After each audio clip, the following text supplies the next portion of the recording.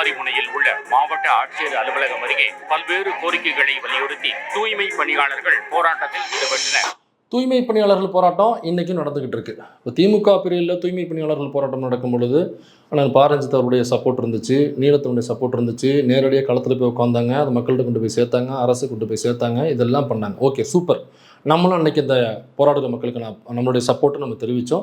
அந்த போராட்டக்காரர்கள் கூட்டுறவு பேட்டி எடுத்தோம், அரசாங்கத்துக்கு நம்ம தெரியப்படுத்தணும். அதில் எந்த மாற்று கருத்தும் இல்லை. ஆனால் அன்றைக்கி போன அந்த டீம் யாருமே அல்லது அந்த நபர்கள் யாருமே அந்த இன்ஃப்ளூயன்சர்ஸ் யாருமே ஏன் இன்றைக்கி போராட்டம் நடக்கும்பொழுது அமைதியாக இருக்காங்க?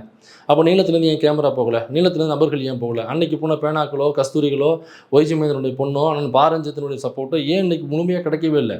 அன்றைக்கி இதே போராட்டம் நடக்கும் பொழுது கூலி படத்துக்கு ப்ரிவியூ ஷோக்கு சிஎம் போகிறாரு, கூலிக்காக போராடுகிற மக்களை வந்து பார்க்கவில்லை அப்படிங்கிற டெம்ப்ளேட்டை கையில் எடுத்தாங்கல்ல. அப்போ இன்றைக்கி சிஎம் அவர்கள், முதலமைச்சர் விஜய் அவர்கள் தன்னுடைய தலைமைச் செயலகத்துக்கு வரவழைச்சு சிபிராஜ் போன்ற நடிகர்களை வரவழைச்சு ஃபோட்டோ எடுக்கிறாரு, பேசுகிறாரு. வெங்கட் பிரபு போன்ற இயக்குநர்களை வரவழைக்கிறாரு, ஃபோட்டோ எடுக்கிறாரு, பேசுகிறாரு. இதுக்கெல்லாம் நேரம் இருக்குது. அப்போ கூலிக்காக போராடுகிற மக்களை சந்திக்க ஒரு நேரம் இல்லையா? அன்னைக்கு பனையூருக்கு வரவழைச்சு சப்போர்ட் பண்ணவர் இன்னைக்கு நேரடியாக போய் என்ன பிரச்சனை கேட்கலாமே, அல்லது தலைமைச் செயலகத்துக்கு வரவழைச்சு என்ன பிரச்சனை கேட்கலாமே. அப்போ இவங்க நோக்கம் என்னன்னாக்கா இந்த மக்களுக்கான உரிமைகள் காக்கப்பட வேண்டும், மீட்கப்பட வேண்டும் அப்படிங்கிற நோக்கமாக இல்லை திமுக நடக்கும்பொழுது கொடுத்த ஆதரவுங்கிறது.